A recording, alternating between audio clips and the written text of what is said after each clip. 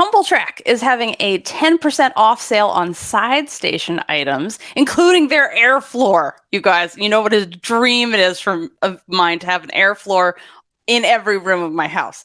So if only I had rooms big enough for that. So check out the sale tab on their website. Visit Tumble Track at TUMBLTRAK, Tumble Track, train smart. Remember, the show is PG-13, so you might hear a naughty word or two. So your legs should now be pancake piked flat against your nose. And then imagine the force of 1,000 airplanes circling the sun on your back. And that is what an in-bar stalder is. Did your favorites qualify to Worlds from Pan Ams or African Championships? We will give you all the news. Plus, we have some code deconstructing to do, how to make your level 10/NCAA routines work for you at Worlds, big ass scores from Chinese championships, and a new skill possibility from Olympic champion Suni Lee. Welcome to the #1 gymnastics podcast in the galaxy. And this is the 20th episode for 2023. It's May 19th. And I'm Jessica. I'm here with Spencer from the Balance Beam Situation. It is May 19th. It's not May 19th, but you know. May 29th. We can live with that. Enough. You know, I read a whole thing yesterday describing, like, here are the symptoms of dyslexia. And every single one, I was like, yes. You're like, I scored 100% on this test. I aced it. That's like me taking those, like, do you have anxiety problems? Like, little quizzes. I'm like, I got 100% on this test. A+ forever. It's like, it's almost when they diagnosed me as a kid, they were 100% right. So anyway, 29-19, what are numbers? Anyway, let's start with talking about the Pan Am Championships, where the judges during podium training treated us to watching their dances. And they were, I mean, the Pan Am judges can get it. Let me tell you, I would like to see this from all of the judges during their warm-ups. Okay, so during the judge warm-ups, which are podium training. So what happened? Team finals. Last week you talked about what scores you expected that would be in range. Yeah. The U.S. women won the team final at the Pan American Championships. Really strong performance from them. They won gold with a 163.7. So that's a big step up for this group from the 162 they got in Stuttgart, and they got another 162 in qualification here. They went up to 163.7. It's not quite at the level of those 164s that we saw Great Britain won Euros with a 164.4 this year, but it's a really good improvement and a very competitive international score that I think it should be very gratifying for this U.S. team. There wasn't a lot riding on this competition. The U.S. has already qualified to Worlds. They were expected to win team gold pretty comfortably, but I think the level of the performance was of a quality that it would medal at Worlds. Like, if this were the U.S. team, if the U.S. were to send, that old thing, if the U.S. were to send two teams and they were to send, like, the Suni, Jordan, Jade, whoever, Shaylee's team would win gold. This Pan Am's team would be like silver or bronze at Worlds with this performance. So I think they should be very pleased with what they put up in the team final, especially. We were talking about, we were excited because Zoe Miller is going back to Pan Am Championships, and of course she's amazing on bars, and we were watching her versus Andrade in previous Pan Am Championships bar competition. So we're excited. I was so excited about that. That it was like, actually, sorry to be the devil on your shoulder. Andrade is not competing. Zoe Miller has a concussion. So Zoe Miller, USAG announced that she had a concussion and was under concussion protocol and was going to be monitored. And I was like, wait, proactive, letting us know things about injuries? This is so unusual. Thoughts? I mean, hopefully it's representative of a different era, because certainly we would never have, going back, it would have been a miracle if someone had been pulled from a competition. If the program had heard of a concussion protocol, that would have been shocking information way back in the day. But yeah, transparent in what's happening. It's good for everyone. It's good for the athletes. It's good for the organization, because then we don't assume like there's something going wrong. Yeah. I also think, on the one hand, I understand when athletes don't want anybody to know what their injuries are, whether they choose to compete with them. Obviously, you can't compete with a concussion, but you should never, ever, under any circumstances. But Blaine Wilson, 2000 Olympics was that when he competed with a concussion, and still to this day, as recently said, he doesn't remember the floor routine he did after that. But anyway, I'm not over that. No. But I can understand the athletes don't want to put up with people commenting on like, oh, you're competing with a broken foot. Oh my God, what are you doing? Your coaches are abusing you, blah, blah, blah. And they can be like, it's my decision. I'm a grown ass woman. I'll compete if I want to, versus just being like, here's what it is. And you all can shut it. It's my decision, which I feel like is the thing to shut down all fan discussion. Like, just if you say, I made the decision, I'm in charge of myself. But obviously you can't do that with a concussion. I'm talking about like, torn, broken things. Just those. Just those that are totally safe to compete with. It's fine.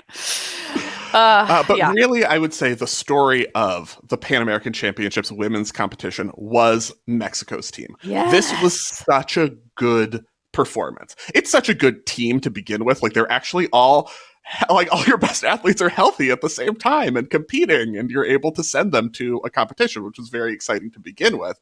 But then the level of this team's performance, not that we get hyperbolic on this show, we would never. We have never once been hyperbolic on this podcast. This is the best performance I can remember seeing from a Mexican women's team at a major competition. They ended up winning the silver medal in the team final ahead of Canada and ahead of Brazil. And yes, those were not full-strength Canadian and Brazilian teams. Canada, Sydney Turner was the only one who was back from last year's Worlds team. As we mentioned, Brazil, no Andrade, no Saraiva. Yes, it would have changed the competition tremendously if those, if Ellie Black, Andrade, Saraiva, Shellen Olsen, lots of people weren't there. But this was an incredibly good, competitive difficulty, well-executed performance by Mexico, especially in qualification. I think they had a little bit more trouble in the team final. We didn't see all of those beam routines, but based on the scores, they had a little bit more trouble. But in qualification, they improved on their score from Worlds last year by 8 points. They scored a 159. You guys, 8 points. Just 8 falls. Just 8 falls better. When you just get 8 falls better in a year. They got a 159 in qualifications. That's the score it took to make the team final at Worlds last year. That's what Canada had to score to qualify in 8th, and then they ended up winning the bronze medal, because that's what you have to do now. You qualify in 8th, and then you win bronze, as we know. This is Canada at this point. But yeah, and these are different competitions, different judging panels, all of that. But for a team like Mexico, that's never been anywhere close to the border of the conversation of a team final at Worlds. We're seeing the score at Pan Ams that it would take to be in that conversation is really, really exciting and totally merited based on the performance of this team. Yep. I mean, it's also like maybe they finally also got rid of that abusive coach who's been accused in 3 different countries, but they brought in and were like, here, we'll have this guy coach. I remember what a disaster 2019 was for them when he was there on the floor and Elsa Garcia complained about him. So hopefully things are better. Of course, then he just got foisted back to France, but we talked about that last week. Anyway, I'm very happy for them. And I want to talk about Alexa Moreno and her vault, because I love her and I love that her hair is a different color every time we see her compete. And I'm so happy for her. And she's getting all that Toyota money in her Toyota commercials. So here she is doing a handspring Rudy stuck with fire engine red bangs and ponytail to match her leotard. I also love their short sleeve Leos with all the Oklahoma bedazzle on the front. It's the level of bedazzling. I'm not comparing them to Oklahoma. I'm comparing the bedazzling level of their leotards. You were worried you were going to get some pushback there. Mexico had bedazzle first. Obviously, everybody knows that. So it was really exciting to see Moreno. So this was her first international competition since that Olympic vault final when she finished 4th, 200ths of a point out of the bronze medal. We're not over it. She wins the vault title here. Josc Roberson was second. Really nice to see that. Rudy, really good vaulting overall from Mexico, because Atsiri Sandoval also had her double twisting Sukahara. They were only less than 3/10 behind the US's vault score in the first rotation of team final. But they were just like, this is the same. And it was. Yeah. Great. Loved it. On bars, tons of difficulty. Crazy. really dynamic, dramatic bars, which we love, like exciting bars. Like Campos was like, oh yeah, a piked Hindorf, yes. Sandoval was like, yeah, a Fabrichnova dismount, double twisting, double tuck, yes, I'm going to put this in my routine. Super high Ginger, I'm going for it. This was a going for it performance, and it paid off. I think the thing about Mexico that totally stood out for me this time is they were super aggressive and confident with all of their gymnastics. There was no holding back. There was no half-assing. They were just like deep in their souls, confident gymnastics. And I love from everybody. It wasn't like one standout. It was everybody. And I loved one of the little things that really stood out and I think really helps them was the completion of their turning leaps on floor. They were getting a lot of height and actually, like, you know how lots of people will try a split leap 1.5 and it's like, nope. These were like, maybe, which is a huge upgrade. Because usually when you see them, you say no. And this time I was like, oh, maybe. It is a possibility. Yeah. So yes, Mexico comfortably qualified to Worlds. So they still had to qualify to the World Championships from this competition. For the women, US, Brazil, and Canada were automatically qualified. Mexico still had to qualify, did so super easily. Argentina, once again, also qualified a team for the women. And then for the men, also the same as last year, Canada and Colombia were the two qualifiers, joining the US and Brazilian men who had already qualified at Worlds. So that was all the same as last year. Should we talk about the individuals? Individual qualification? Because this was the big story. This was the big news heading in. Like, who is going to get these individual spots? And it ended up being very dramatic. Or would have been if we had a reliable way to follow the scores. Because they kind of broke, and it was kind of an issue. And you didn't exactly know who was ahead and what scores people needed in order to qualify. But there were 11 I will say about that. Hold on. I will say that I really appreciate the PAGU, which is what I like to call the Pan American Gymnastics Association, the PAGU. PAG. It is PAGU. Did I get the letters in the right order? The letters are in the right order, yeah. PAGU. Yeah, so I'm fine with that. The fact that they were proactive, telling everybody here's the live stream, that they had a live stream, their live stream even had lower thirds, so you could tell who was going, what country they were from, when they were doing the event, and they replayed. So if we missed a major routine, they went back and showed it later. It was obviously we didn't see every routine, but that's how it is. But at least there was a live stream, and at least they had all the scoring going. It's not their fault the scoring broke. I mean, it is their fault. It's someone's fault, but they tried. Who can I blame? I blame the earthquake that happened, that middle of the night earthquake. They're putting, we didn't get to see Asian championships at all last year. Who knows what it'll be this year? That's next month. Didn't have a stream for African championships. So yeah, the Pan American Federation is putting the other federations, except for Europe, to shame in their coverage. And Oceania. Yeah, they had a stream this year. But this was the first, year in a while we've gotten to see anything from Australia, which was, it was at the same time as the Australian Championship. So they upgraded this year because they used to be on the list. Australia. So on the list. Just no one wants to see it. There's not a good country at gymnastics. No one wants to, there's no interest in any of these routines. Why would we want to see it? So that was an upgrade.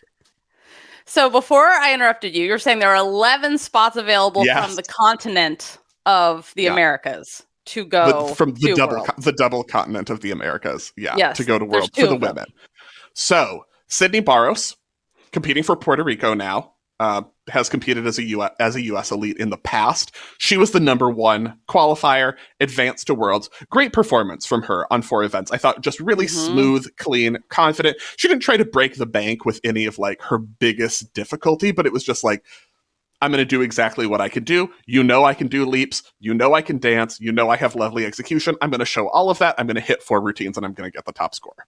And her bars too. Confident, easy, no problem. Just, really nice. And then Denver standout, Lindsey Brown, competing for Haiti, qualified to World Championships with a 48.1. Boom. Yeah. Did it. Yeah. And she didn't change a lot. Didn't change a lot. She added some on beam and floor to help those, the composition requirements and filling out of routine. Did not change anything on bars. So that was just the plan here is I know what I've been hitting for 6 years at Denver every single week. I can hit this routine in my sleep. It's not doing a lot in D-score. It's not fulfilling a lot of composition requirements, but I'm Lindsey Brown. I have super clean gymnastics. I know how to hit this routine, and I'm going to get a score I can work with. When her total came in at a 48-1, I was like, 100%. No one's touching this. She's at Worlds. She ended up qualifying pretty comfortably, but the way the scores ended up going and the quality of gymnastics, it was a little bit more dramatic than I thought it was going to be about what kind of score would qualify. But, did her thing, hit 4 routines, stuck her Yurchenko 1.5. 1.5. That's what I was waiting for. She stuck it. It was so like transplanting an NCAA meet to her stick and her celebration. I was like, yes. Oh, I'm so happy for her. It's so great. What a great story. Like everything she's been through, death of a parent, all the Achilles blowing out, coming back for another year at Denver, and then being able to compete for Haiti and all the, she didn't have an FIG license. Where could she get it? They're holding a spot for her at Pagoo to compete. And then she makes it, and not only makes it at the last second, but qualifies. Oh, yes. So exciting. We also saw Olivia Kelly, who competes for Barbados, qualify with one of the top scores. If you remember last year, I don't think we saw a lot of her on the stream this year, or I missed it if we did. Last year, we really loved her. Last year, we really loved her beam. She also got one of the top scores, so that's going to be fun to see her at Worlds as well. The big surprise for me, which I alluded to before, was just how high the qualifying cutoff ended up being. Because we talked about it on last week in the preview. Last year, the cutoff was 44.8 in the all-around. This year, the cutoff to make Worlds was 46.9. It was over 2 points higher.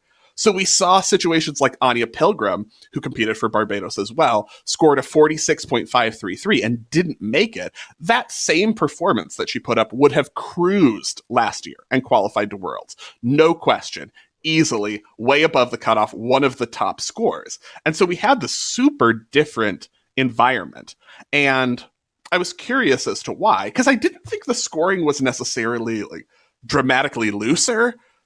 Or really that loose. It was, it varied by event, but we saw things like that Lindsey Brown sticking her Yurchenko 1.5 for an 8.5 execution score, which is not high for vault. That's high for the other events. That's a great execution score. That's not particularly high for vault. And as we talked about during NCAA season, that time she got a 10 and Jessica was like, wait. We all love Lindsey Brown, but we need to talk about some things here. There are things to take, but 8.5 is kind of a low execution score for a vault. So there were times where I was actually saying, oh, that's a little tighter than I thought it was going to be. And yet these scores were way, way higher. And we saw some people who intended to come in with the, I'll do my level 10 routines and try to qualify for Worlds strategy, struggle to qualify this year because the level was so much higher than I think anyone expected, than I expected. Yeah, I mean, on the one hand, I'm like, okay, well, most people didn't bring their A teams to this. So you would expect it to be a little bit lower. But then again, I feel like the individuals, not the team qualifiers, the competition was harder because you had all these people coming in so they could qualify to Worlds because it's their last chance to get to the Olympics. So I feel like it's a year before the Olympic score situation. The competition is higher for people, not teams. Right. And I would say that was true of not sending their top athletes for US, Canada, Brazil. Everyone else was like, this is the time. Right. And one of the things I noticed, I would say in no part of the world is the quality of gymnastics increasing more and faster exponentially than in Central and South America. We have seen a dramatic increase. It used to be not that long ago, watching Pan American Championships, you would have, the US, Canada, Brazil competing at a certain level. Mexico and Argentina maybe a little lower. Most of the other routines would be kip cast handstand fall, get up on the high bar, struggle through a giant, tucked fly away, and that's my bars routine. And so you could come in and say, well, I'm going to do my level 10 routines and I'll qualify easily. And we're not seeing that anymore. It was Carla Navas competing for Panama who has an amazingly difficult bars routine. She's doing, Maloney to Pack, Van Leeuwen, Jaeger, Bale, full twisting double tuck. And it's really well done. And she's scoring really well for it. And if you're coming in with, not fulfilling all your composition requirements on bars, you're not going to beat that score. And she did qualify as an individual to World Championships with a great performance. And so I think what we've seen here is, unless you're like that girl, by that I mean Lindsey Brown, who could come in with that bars routine with not a high D score and still qualify because she's Lindsey Brown. But, if she had one fall, like if she had fallen on beam, we would be having a very different conversation because the level was that much higher, which I think is really exciting. Yeah, and I just want to, just in case anyone's adding us right now, there have always been those amazing, standout gymnasts from South America and Central America, but there would be, one super standout, high-level elite on those teams, and now it's, across the board, this is what you're seeing, and it's so freaking exciting to see that happening. It makes me really, really, really happy. I mean, I feel like the first team we saw that from was Brazil. Absolutely. And that's been a 20-year, God, when was their first world champion? 2003? So it's been a 20, almost 30 years in the making because, it takes 10 years to make an elite minimum. So it's really exciting to see that happening everywhere. The other thing I want to ask, let's talk about this. Maybe we're going to get this to a second, but you basically have to do all around now. So a great bar worker can't make it. Right. Yeah, from the continental championships. Yeah, you have to do all around to qualify as an individual. The only apparatus routes are through World Cup events. Yeah. Which at least there's some way, but I mean, they should have, well, I don't know. I want a whole competition, I want a bracket, where you have several different. I want an elaborate flow chart like we had for the last Olympics. God damn it, and we don't have it now. Anyway, you want an impossible, convoluted qualification system like we had. You are the only person in the world. The right people made it. Who should have made it that wasn't there? I don't remember. It was 2 years ago. I can't hold that information in there. So speaking of, I feel like there were a lot of people who didn't qualify. Speaking of, you have to do all around to make it. Yeah. Should we talk about Asian championships?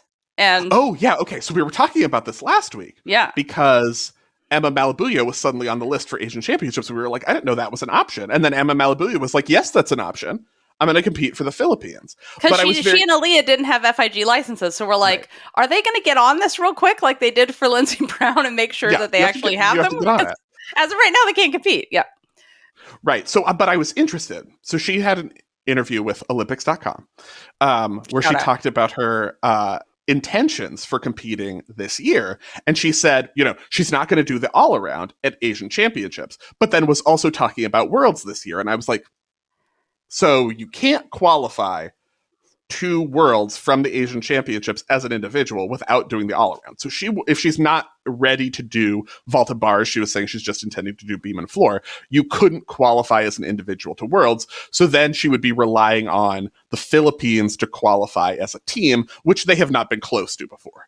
Having Emma Malabuyo, if Aaliyah Finnegan does elect to compete, that changes things. That's a dramatic upgrade, but it's still that's not how the system works. Right. Unless you have Philippines able to qualify as a team.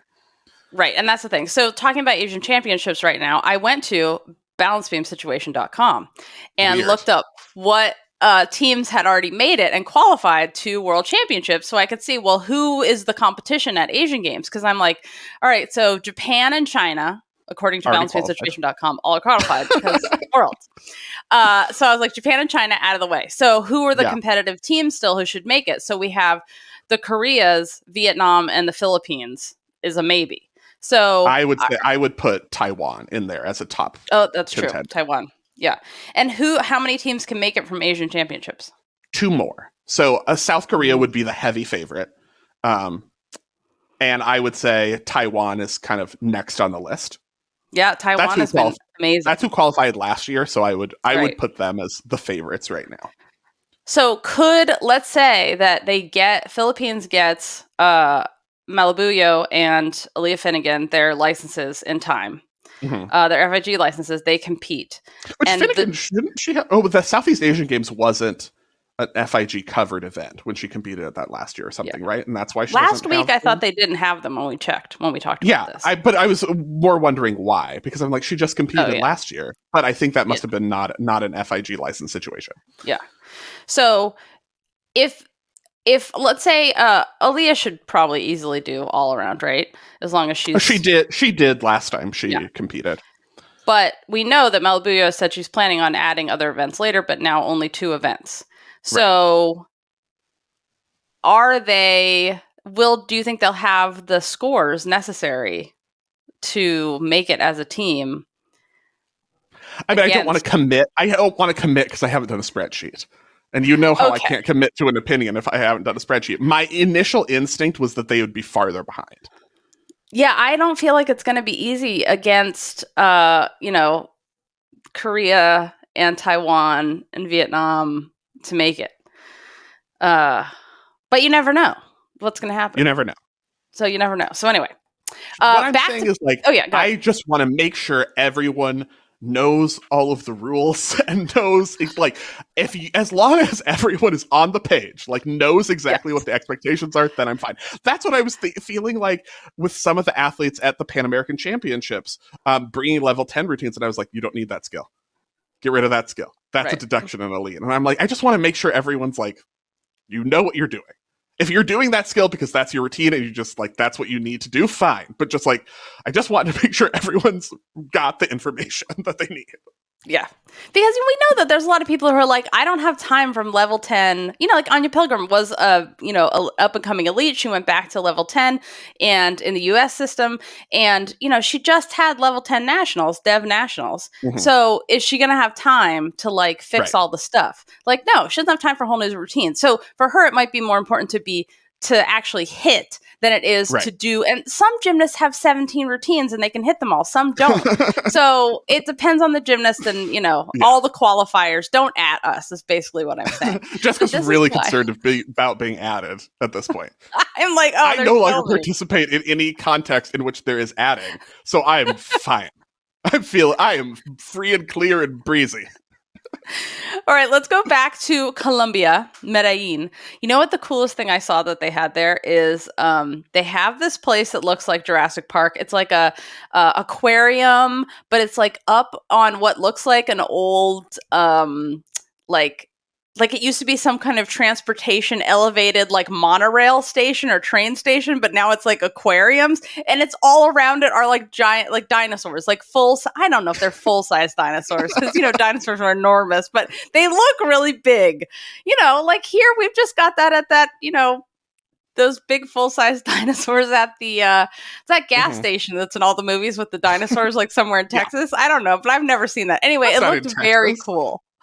Where is it? It's the one California. Pee-wee's Big Adventure? I thought that's the alien one with the alien ship. I don't know. Anyway, Medellin looks cool. I love a city that has a ski lift around the city. What are those things called? That's another thing on this dyslexia. Can't rapid naming things. Can't do it. It's a ski lift, but you don't sit on the chair. You get inside of it and you go up a hill. Oh yeah, they're like gondolas, but for a hill escalator, but in land gondolas. Yeah, land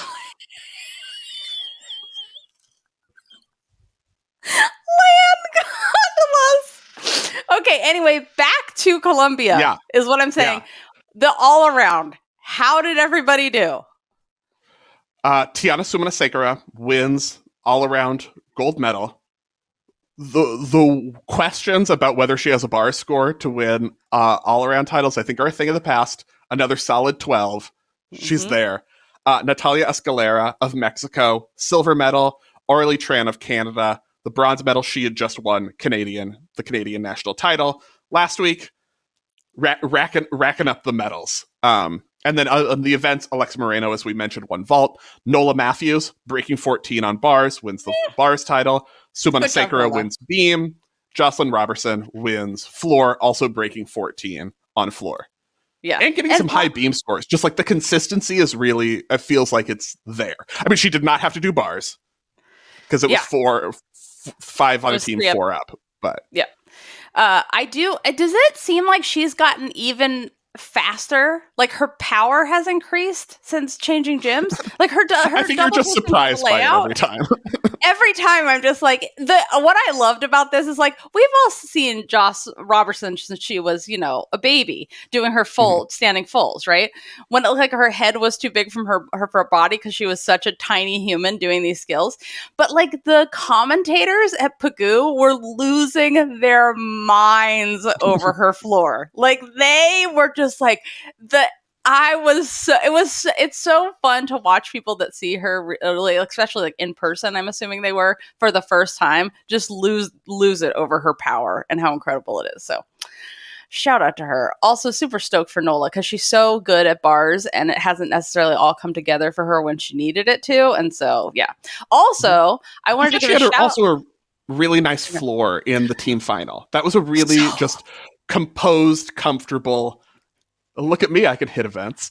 I know, and also like I was watching her floor and watching everybody else, and I was like, why aren't people standing? Where's the standing ovations? Where are the people crying in the crowd from this art? I was maybe I couldn't see it on the screen, but that when you watch everybody and watch her floor, this is what they mean in the code. It's Nola's floor is who they want. That's what they want you to do. Just put it in the book. Put a GIF of her routine in the codes. You could just like, no one looks at it on paper anymore, but you just do that thing where you flip the pages Jessica. And it makes the flippy page cartoon. That's what I want. Okay, I also want to give a shout out to Yamilet Pena, whose name is an Enya in it. Otherwise, it means something totally different, like Yamilet, it's a pity. So make sure to use the right N. Age 30, still representing for just run down the floor, punch double fronts. And yeah, still doing it for the DR. So it was fun to see her there. And thankfully not to see a Protonova. She may have done it, I don't know, because I didn't see her vault, but I don't think she did. But I love that she's like, yeah, I'm 30. I can just, 3 steps, punch double front, no problem for me. I enjoy. Men's competition. So Yule from the US won all around. His hair, it wasn't cooperating with the humidity, I think. He did not have his usual like faux foop of hair in the front. He was going for something different, and clearly it worked for him. Maybe this is the all business quad. We're a year-ish out from the Olympics. It's like I didn't make the world's team last year as alternate. This time it's all business, and I'm going to win the Pan American all around again. No hair, or he's like, until I have a proper moose sponsor, my hair will remain flat. Really. Yeah. The U.S. won team gold. Donnell, obviously, as I talked about, warming up vault with a standing full. Did I talk about this? Donnell warming up his vault. Yeah, he just stands on the end of vault and does a full in. I had not seen him do this before. Hot damn. It is really, really amazing to see. He did not win a medal on vault, but his standing he was the alternate. He was the alternate on this team, so that would be why. Yes. Because he didn't compete. But just watching him... really hard to win a medal if you didn't compete. It is one of those things. But I, in my heart, just like I always expected my favorite people to blast through the barriers and jump onto beam and do a routine even though they're not on the team. I also expect that for Donnell. But yeah, his warm-up of just standing on the table and doing a full in off the end of it won hearts and minds everywhere. Also, a shout out to Sofis over in Bulgaria. You remember Sofis from Norway, who does his little bow after his routines, which is freaking hilarious, and is constantly smiling. We love Sofis. He's so much fun. So Sofis became the first Norwegian ever to win a World Challenge Cup gold. Ever. Norwegian history Sofis is making. Also, did you see the video that he put up? It was of him, doing a full-in dismount, but a laid-out full-in dismount off high bar, and then he showed one of when he was a little kid. He's a little kid trying the same dismount, and basically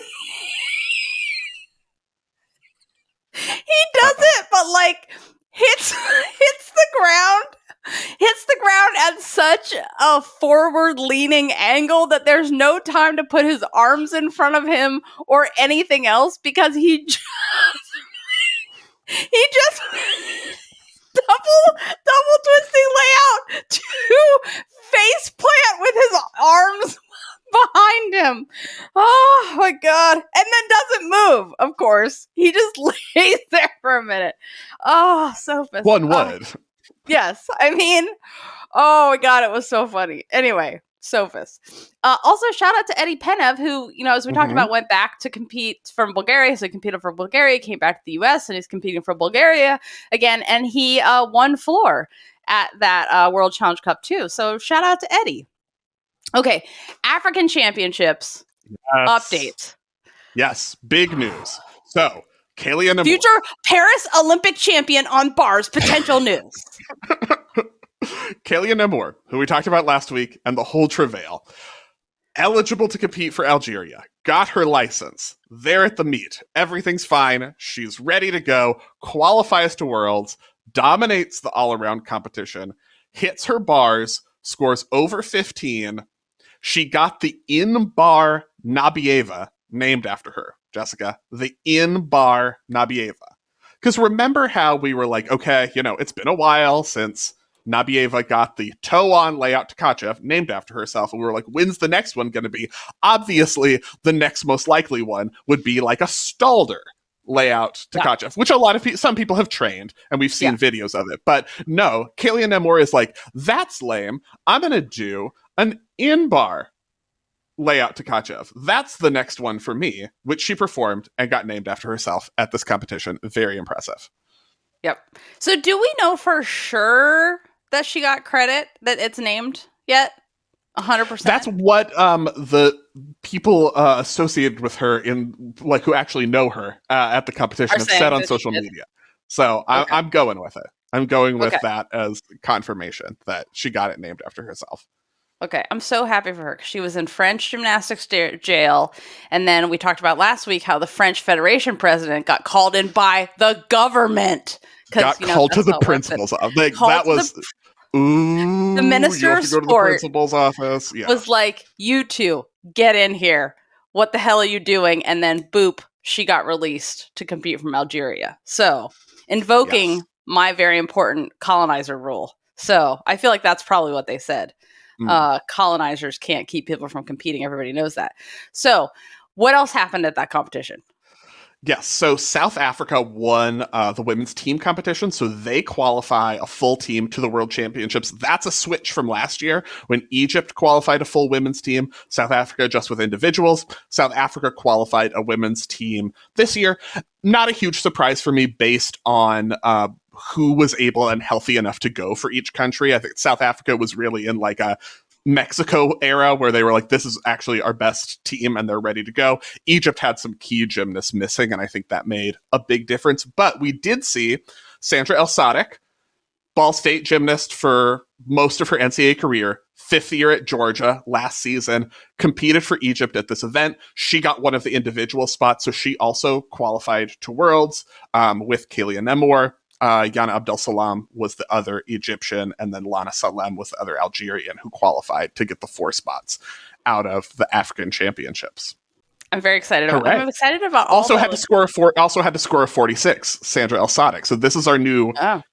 If you're not getting a 46, sometimes a high 46, you're not. That's our new standard for qualifying to Worlds from the continents. We'll be right back after this. The 2023 Shift Symposium is a 3-day virtual gymnastics education event running Friday, June 23rd to Sunday, June 25th, with 30 lectures and 30 speakers, including Nick Ruddock, Scott Wilgris, Carol Angela Orchard, Luke Carson, Dr. Ellen Casey, Dave Tilley, and more. Participants save all the money of travel expenses while learning from their couches about the best gymnastics training information. They get lifetime access to all lecture recordings, handouts, and Q&A sessions. The topics include vault, bars, beam, floor, pommel horse, as well as overcoming mental blocks, building high-performance cultures safely, injury rehab, and strength and conditioning programs. 1, 2, and 3-day ticket options are available, and up to $150 off with bundles, as well as 10% off for groups of 5 or more participants. Live tickets close the first week of June. Check it out at shiftmovementscience.com. We are giving away an entire hour and a half full episode commissioned by you. All you have to do is be a Club Gym Nerd member.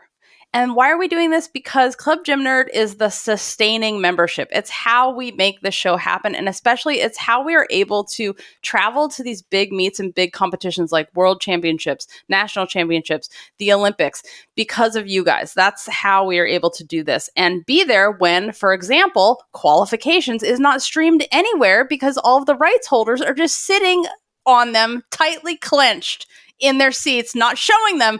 We will be there to show you and tell you what happens. So you guys, all you have to do is be a current Club Gym Nerd member. And if you already are, just make sure that your membership is up to date and current and your credit card is good and all that stuff. We already had one person say that they had to do that. And then we will pick from all the members who are in good standing. And at the end of June, we will announce a winner. And you get from this lottery of the people that support us, we will pick a winner, and we will make sure that you get a full hour and a half episode about anything you want, as long as it's tangentially gymnastics related. Seriously, anything you want. These are very fun. They're some of our most popular episodes. We've had them for a long time, but we've been trying to figure out a way to do them that actually makes them viable in the schedule. And so we want to reward you guys and thank you for supporting us. So make sure to go to GymCastic.com, make sure your membership is up to date. And thank you so much for supporting Gymnastic. And we're back. So speaking of high scores, Chinese national championships. Mm-hmm. Oh, it just got better. From last week, they had started. They were happening while we were recording. Oh, you guys, these routines. Oh my God. Oh, they're so beautiful. It's a very important emotional experience to watch a Chinese national beam final. It's just like, thank you. This is why we watch this. It is it's a transcendent experience, really. It makes you believe in gymnastics again. You're like, it can be done beautifully. This is a worthwhile endeavor. Yeah. Anyway, so we need to talk about some more about Qiu Qiyuan, who won. We talked about her last week a little bit because she did her back handspring Arabian on beam and her layout Jaeger on bars. She continued to do those through the whole competition, won the all-around title, won the bars event final, won the beam event final, hit that back handspring Arabian series 2 out of 3 times, which I think is pretty good. Hit it in qualification and the event finals. Missed in the all-around final, but 2 out of 3 is pretty good. But also on beam, I think, for me, as impressive as her back handspring Arabian series is her exceptional 3 jump combinations that are super difficult, and it's exactly what this code wants you to do. Connecting in the mixed series bonus and the difficult leaps and connecting them to aerials and being able to do that all together. Like if you're watching with us, aerial directly to split ring jump. And like actually hitting all of the positions perfectly. It's tremendous. Yep. I feel like this is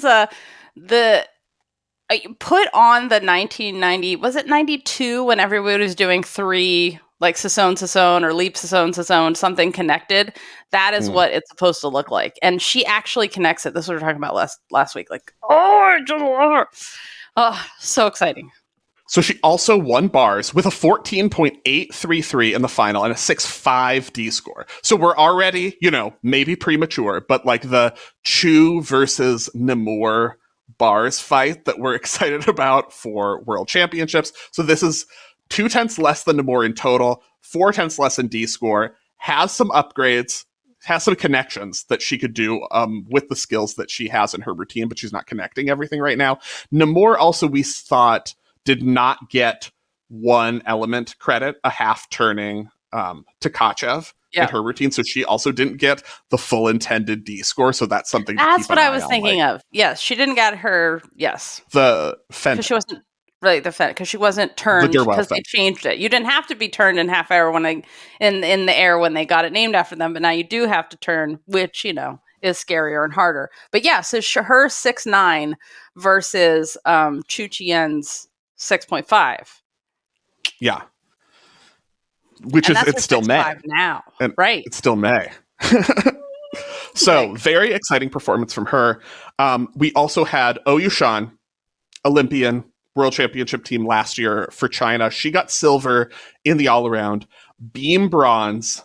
Some great moments from her. Her qualification floor, I thought, was exceptional when she was able to do, like, that was the day she had the perfect whip triple full. Whip triple full, yep. When it's on, it's so good. But she's also, as we know, going to break your heart like half to 3/4 of the time. Because that's what happens. But when she's on, it's so good. And as we saw at this event, like, China's going to need her to be on floor because, you know, beam was amazing. Vault, yep. Maybe there was some concerns there. I do want to mention about her floor, that it's so fun to watch that whip triple full, and also because it's so easy for her. And, you know, the last day she was going out of bounds on everything. She was like, who cares, whatever. Boundaries, they don't matter for me. But it's just so nice to see it done so easily and so clean. I mean, does she even cross her legs on that? In my mind, she doesn't. She would never. How dare you even suggest such a thing? Yeah, but we probably should discuss the, I'm going to watch it one more time and see. Oh, yeah, she crosses her legs. But it's so pretty and so fast, you could barely tell. That's my final comment on it. Yeah, okay, and I think on a theme, I don't think she was at 100%. I thought she was pretty ginger on her heel a lot of the time. I don't know. This is just me saying I thought she looked like she had a heel pad on, and I thought she was, you know, favoring a little bit. So we had a fan favorite come back and compete at this, Shang Chunsong. Yeah, Shang Chunsong I feel like never left, because she has been competing regularly for her province, just not like on the national team and competing for, you know, spots at Worlds. But once again, she showed up at the Chinese National Championships and put the children to shame. She was like, I'm still going to win a medal on floor with like some of the highest difficulty in the country. She won bronze in the floor final and was like, everyone else get your act together because I'm Shang Chunsong and I'm still better than all of you on floor. So what have you been doing with your time? Because I still got a bronze medal. And it was great to watch. I just love that she is continuing to compete every single year and continuing to win medals and be super competitive on the events on beam and floor where she can remain competitive these days. And it's just such a pleasure to watch. Yep. Because I remember it was like back in the last Antwerp, was it the last Antwerp Worlds where she really like made a name for herself and we really noticed her? Was it that long ago? I think it was. Holy moly. Was that how time flies. 2013? Yeah. 10 years ago? Okay, next person we have to talk about. I had to take a moment because I was having a cramp. I was like, what is happening? Spencer's falling off his chair. I was like, is he ready? I had a leg cramp that I had to adjust. We're going to be okay. I was thinking about Huang Zhofeng's bars routine and how she does proper pancake in bars like a Ukrainian is what I would say is the most enjoyable thing about her bars routine. Like, we have complained many times. Well, complained is maybe harsh, but many times in the past, a lot of gymnasts will do in-bar elements, but they're really just doing a toe on where they intentionally miss their feet. They're not really showing that flat position. And they're in a pike. They're not in a pancake. Huang really commits to the position in a way that I very much enjoy. So that was another highlight for me. Yeah. Also, we should talk about Zheng Qingying, who won bronze in the all-around, medals on 3 different event finals, which is going to be she's one to keep an eye on because there's so much difficulty in a lot of her routines and really exciting to watch. And she has a super high swing down from side position on beam that I could watch all day long. So beam is also excellent, but I thought she was really competitive on floor for the standard at this competition. Medal on vault. So she is showing up in this time when there are a lot of injuries, like as we talked about Tang Shijing here, I would say not at full strength. She is really filling in the gap in a way that's exciting to see someone coming into that role, because there is a lot of anxiety right now, I think, within the Chinese gymnastics circles about the international competitiveness of this group. Because if we look back to Worlds, the team final last year, they had the issues on beam. This is the opportunity for Jessica to talk about there was a drip. Doesn't count. You didn't fall. It's right. There was a drip. It doesn't count. They complained. They tried to get it stopped and people wouldn't stop it. I mean, all the teams had to compete under the same conditions. But we found out from Emma last week, from Emma Spence, that the beam was so wet with water that she thought it was a sparkle that had fallen off someone's leotard. That's how shiny wet the beam was. And you want to tell me China can't hit beam? Come on. But what I'm saying is, that notwithstanding, China finished last in the team final at Worlds last year on vault with hits. Like, they were the number 8 team on vault with hitting what they intended to do. So there's some anxiety about the difficulty level there for China's competitiveness this year. I will say there's still a lot of injuries. Like, this is a really injured group. There are people who can bring back some difficulty. That's always a risky game. But, hopefully Zheng Jin, who has a double twisting Sukahara in her back pocket, hopefully that comes back.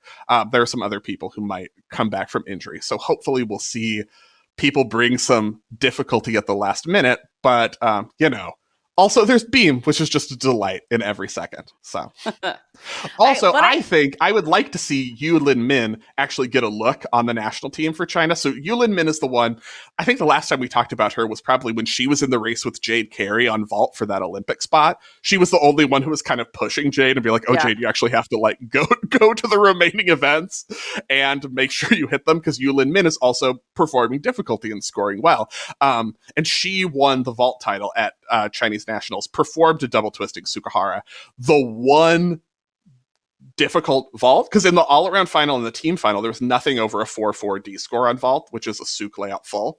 I would think if you don't see the other people who've competed vault in team finals in the past bring back some difficulty, I'd really like them to consider Yu Lin Min, because it's like she's bringing up you a point on vault compared to what anyone else is doing right now. So I'm keeping an eye on that. Going back to Zheng Qingying for a second, and her sideways Corbett basically on beam. Yeah. Like, the thing I love about that is you rarely see people do it so high, which makes me think she's gonna full twist it or do a Yurchenko loop, because why else get so high and get all that power, right? And you know how I feel about Yurchenko loops. This is the most exciting, coolest beam skill ever, because everyone should do a back hip circle around the bottom of the beam, and this is why NBC should never put a microphone underneath the middle of the beam like they did in Rio, and I'm still not over it. It was wrong, and it's not okay. So, but the thing about it is her legs are straight.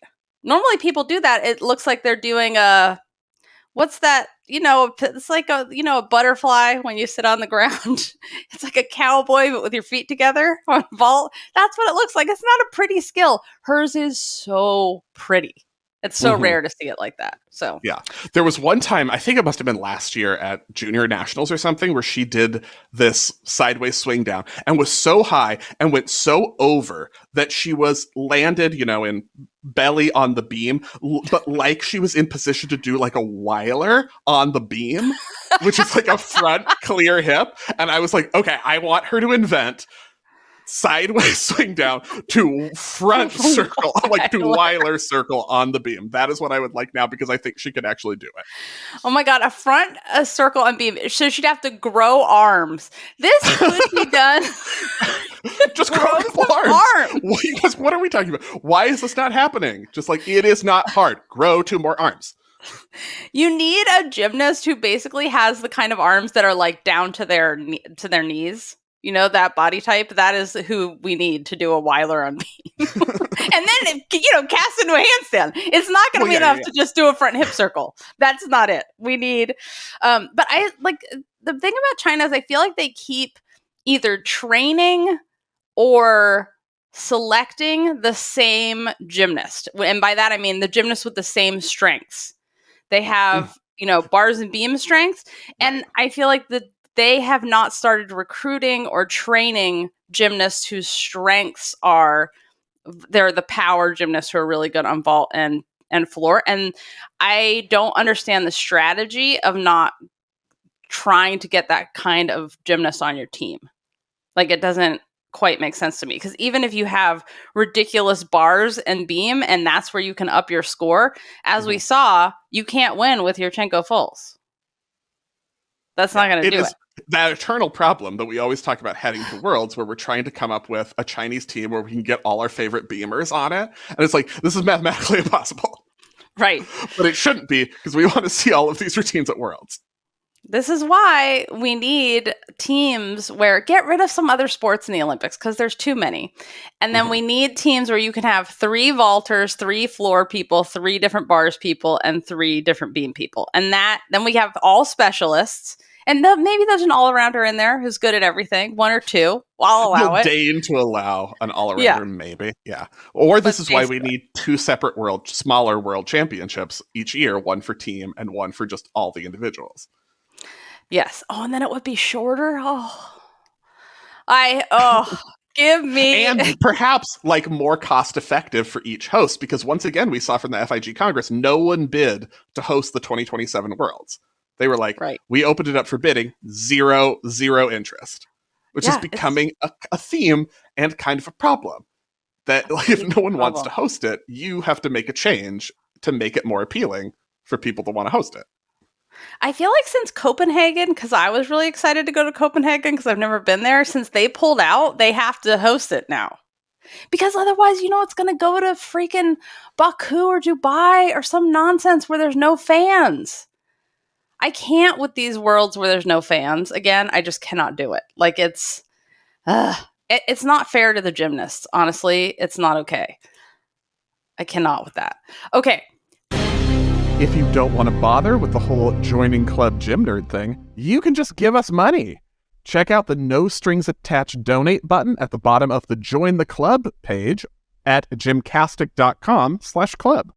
We have some Gymternet news to discuss. First, dumpster fire news. Let's get it out of the way. Remember when we used to have that dumpster, when we both got our little dumpsters with the fire in it, those little actual dumpsters? I was so proud that I found those because I tried to make one for a while, but thank God Etsy, the geniuses on Etsy came up with those.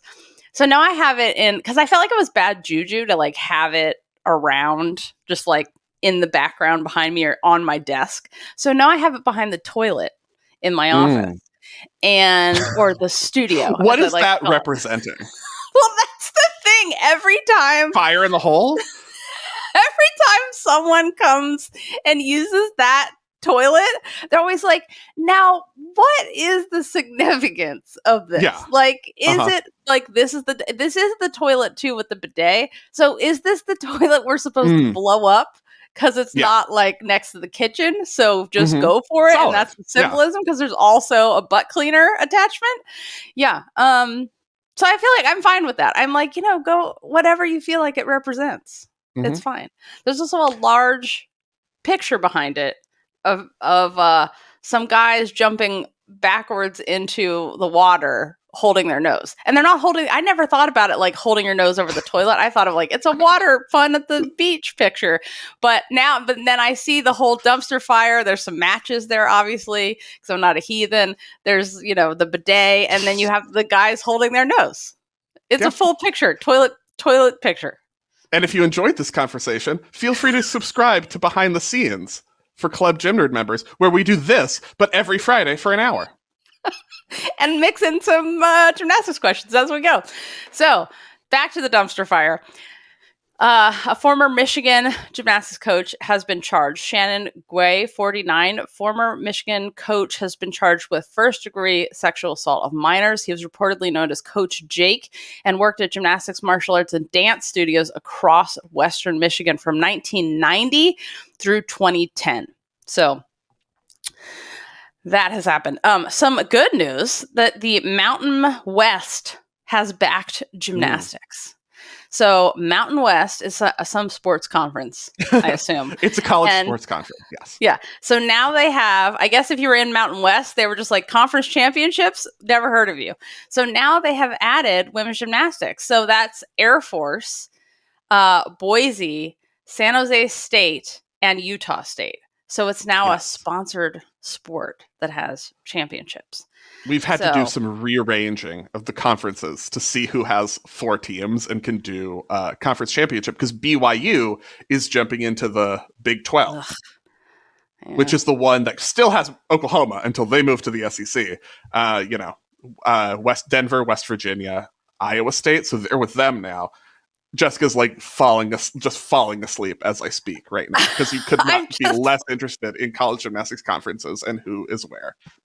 I'm just like, BYU, get out of here with your no Sundays nonsense. If we did that for every single religion, no one could do anything any day of the week. So that's my only problem with BYU and all their lobbying.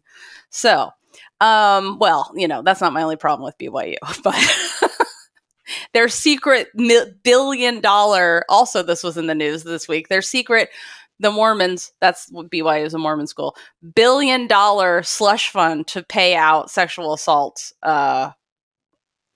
allegations. Just settle. Here's our $1 billion. So, some more good news though. Mm-hmm. So, Jordan Weaver and Chris Brooks are now finally officially, not just in Spencer's mind, but officially under the law. Under the law, married? Married. They are married. So they got married this past weekend. And my favorite part of the pictures we've seen from the millions of gymnasts that were at this is did you see the drink stirs? So the drink stir, so basically they had little pictures of the two of them at their Olympics, like cheering, like with their arms up, like, yeah, and in their Olympic uniforms. And then they put those on top of the drink stir. So you have your cocktail and there's a Jordan 2012 with her arms up in her red leotard, or a Chris Brooks. Yeah. So if they have extras, there are some gymternuts that would love those. Oh my God. Seriously? Also, you know what's a very good idea, actually, that Fact Checker just had? Since no one wants to host 2027 Worlds, it should be in LA, because then they can test all the stuff for the Olympics. That would be an excellent idea, because it would be so convenient for me, and also for the Olympics. But for me personally, that would be a great idea. It would be so much cheaper for us personally if they had it. Yeah. In LA. It would also be nice if they had it, but they can't have it in the Olympic venue because it's during the school year. Are there any indoor Once sports? Again, the Olympic venue is not UCLA this time. Oh God, where is it? What are they using? I mean the dorms. Forum in Inglewood. Oh Christ, that's where gymnastics is? Yeah. It's not convenient for me at all in the Olympics. I'm still going to have to be at a hotel. That is... Oh, UCLA is the dorms. That's where the Olympic Village is. The Olympic Village. That's what I'm thinking. Oh. I mean, that was the venue in '84 for gymnastics. Huh. I will say, it's not a bad venue. There's just nothing there. It's, like a parking lot and the airport, I think. Having just gone to see Jawbreaker there, and I was like, whoa, what is this place? And apparently this is where it used to be some big sports place. They have a very fancy football stadium there now for the football. Yes, in the Inglewoods, but not. No, wait. It's about the same complex. Is it? I did not see that big. No, am I thinking of the right place? Maybe not. Yeah, I am thinking of the right place. Anyway, all right. So, you know what's interesting is... Spencer, you don't know the geography of the city you live in. I'll be like, that's right. And you literally have a relief map of California behind you. Is that not what is behind you on the wall today? Not at my... not in my space this week. I love a relief map, though, because I used to love to, run my hands across. I don't know if that's what you're supposed to do with relief maps, but that's what I used to do with them. A relief globe was my favorite. Anyway... I really know nothing about this venue, but I think I saw Jawbreaker there. So, Jordan Brooks and Chris Weaver married. We're going to call him Mr. Weber now forever, right? Well, obviously, yeah. Yeah. Okay, so Suni, you guys, gearing up for Paris Olympics, which is next year, by the way. So Suni was previewed on Top Chef because Top Chef is in Paris, and they're doing the Top Chef finale in Paris, and Suni is supposed to be on. So I hope I saw the there. scenes for the next episode and had an involuntary Suni. I just said Suni when I saw her, and then it was like, wait, did I say words? No, I just had I involuntarily Suni'd. Is she like actually there in Paris, or is it like a video of her? They're in front of the Eiffel Tower. They're going to make her cook. It's going to be hilarious. Oh my God. Do you remember when they had the World Cup in Paris? Was it the World Cup? I think, or European Championships or something. And they did that. They set up bars in front of the Eiffel Tower, and they all did bars in like gowns. Remember this? I don't. Melanie did it. Oh my God. It was so cool. I don't know what they were promoting, but maybe they were just promoting gowns. But I think it was for an actual meet, or it was European something. Oh, that was one of the coolest things I've ever seen. And I hope that they set up a pair of bars for her. Well, you're going to have to pay her a lot to do bars in front of the Eiffel Tower, but, just a kip or something. So Suni, back to Suni. Last week, we didn't talk about this. We did talk about behind the scenes. Suni showed herself doing a gainer double full off the end of the beam, tucked. Because tucked is not named. So she could get it named after herself. And it was gorgeous and looks so easy for her. Like she just does it off like, a bench at the park and off beam. No problem for her. That's the level of ease with which you should do a beam dismount. We have some feedback. If you have feedback for us, you can put it in the forum on gymcastic.com, or you can send it to us, gymcastic@gmail.com. And we'll be happy to. We answer lots of letters on behind the scenes on Fridays at noon Pacific, but we try to get to the ones that are appropriate, because they're not all appropriate for the regular show. Here, we love the inappropriate ones too. Okay, in bars, Bethany asks, I'm embarrassed to ask this, but what is in bars? Never be why embarrassed. Is it plural? Well, even though it's just one thing. The in bar, which I believe the official title of it in the Code of Points would be a clear pike circle around the bar. So it is, as we said before, we should have probably done this question like before we started talking about in bars all episode long. You swing on bars, legs between your arms, but they do not touch the bar like they would in a toe on. Yeah. Yes. So that is. Yeah. It's also confusing because we will also use shorthandedly. We'll refer to skills done, like releases done in between the two bars, as an in bar. Like Jordan Childs doing an in bar ginger, because she's doing it between the two, which is a completely different thing, and just uses the same word in order to be confusing as possible. Yeah. And so basically, if you want to try this at home and see what it's like and why it's so hard and why so many people are just You'd like to ruin your back at home. Why so many people are just like, I'm just going to pretend I'm going to do a pike circle and just not touch my feet to the bar and call it a soul circle, basically a pike soul circle, and call it an in bar.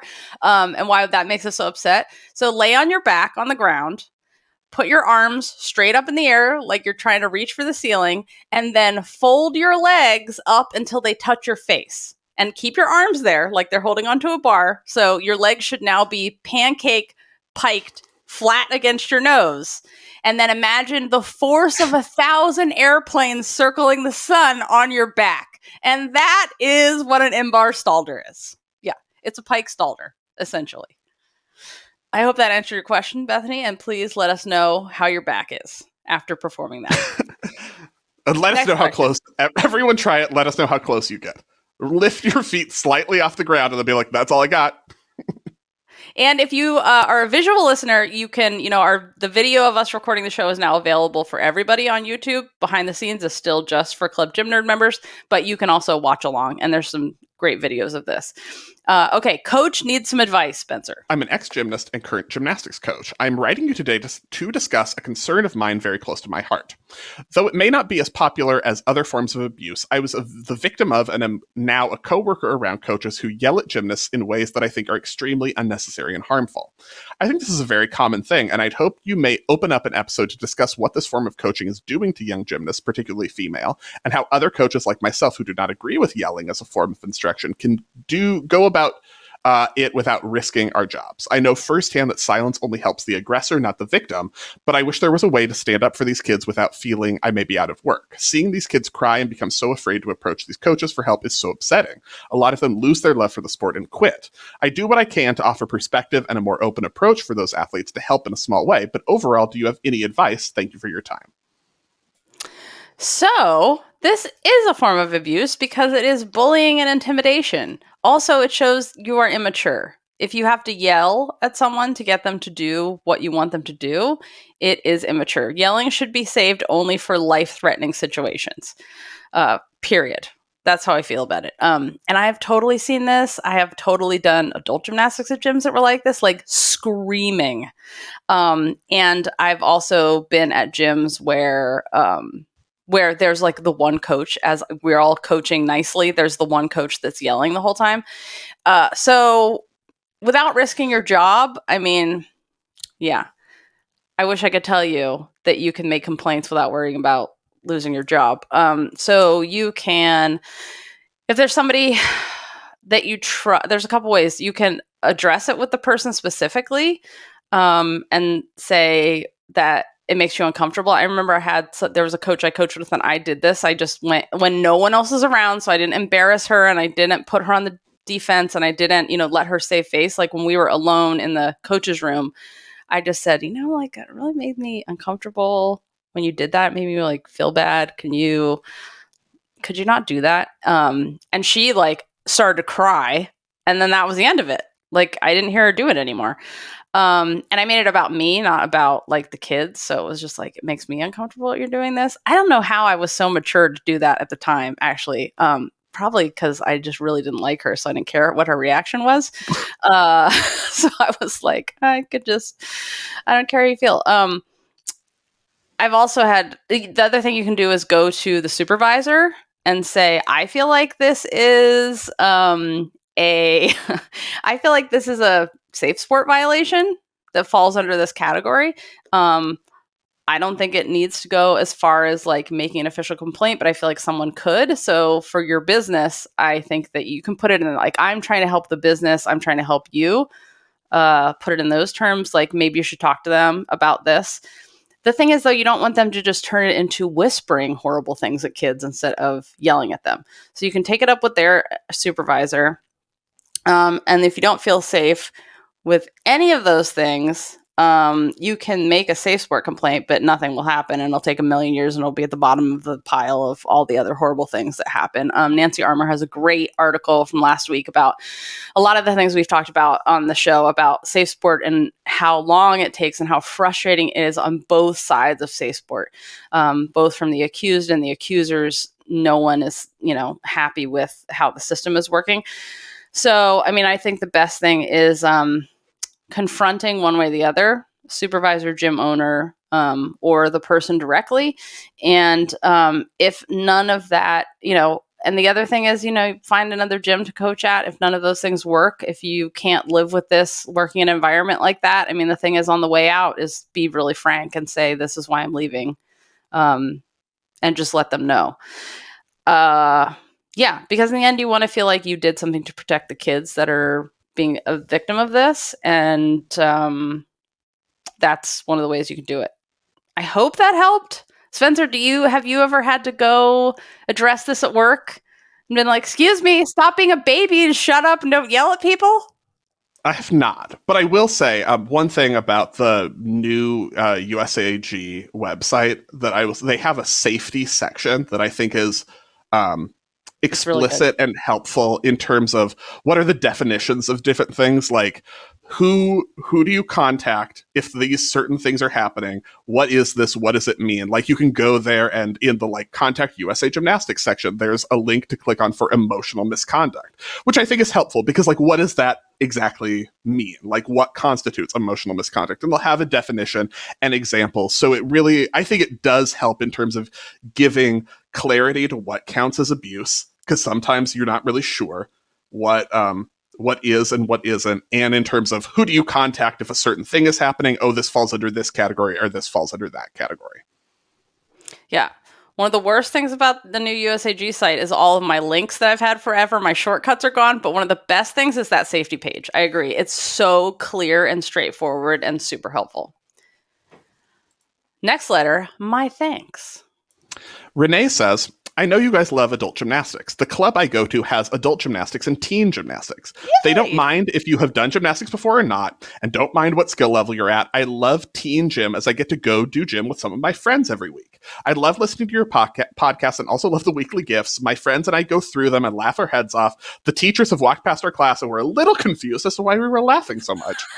Oh, Spencer. When's the last time you did a weekly gifts? Gifts the end of the NCAA, the end of the NCAA season. This is an NCAA season kind of thing. Well, we're gonna have. We can't oversaturate. No, you can never oversaturate with hilarious gifts.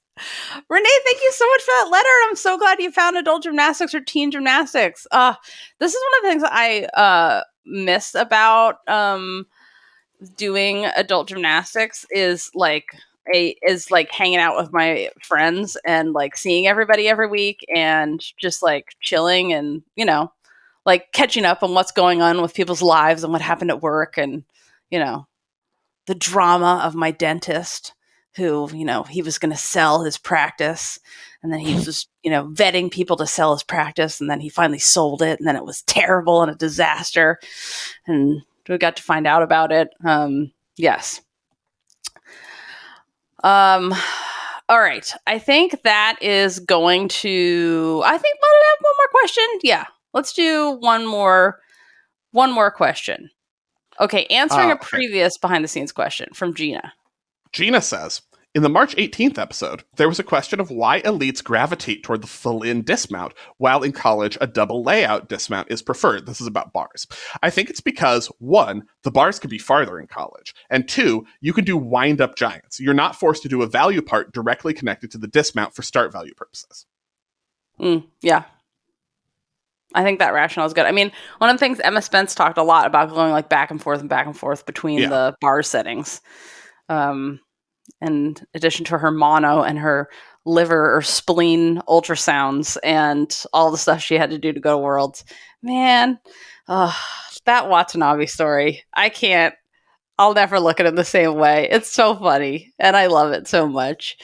You guys. Although I have never been to a restaurant in Japan that had the water bowls. I'm talking about our interview from last week.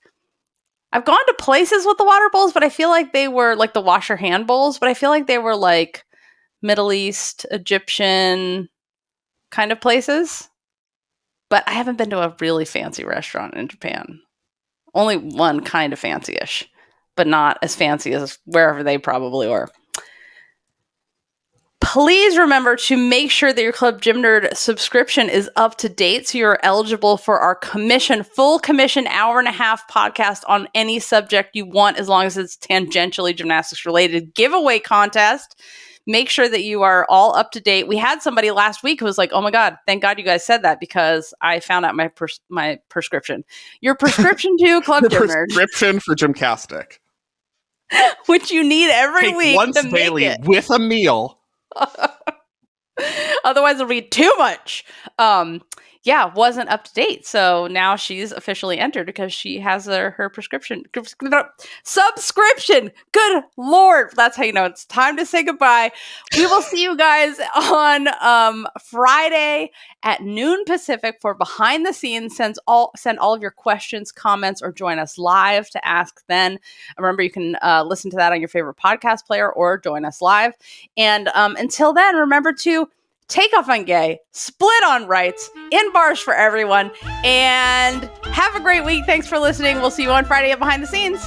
This show is created, executive produced, edited, audio engineered, and published by me, Josc Roberson. Managing editor in charge of show notes, podcast content, and wrangling over enthusiasm is Spencer Barnes. Our news editor is Uncle Tim of gymnastics-history.com. And customer service, IT, Gymternet news, and additional production services are provided by Steve Cooper, aka Fact Check.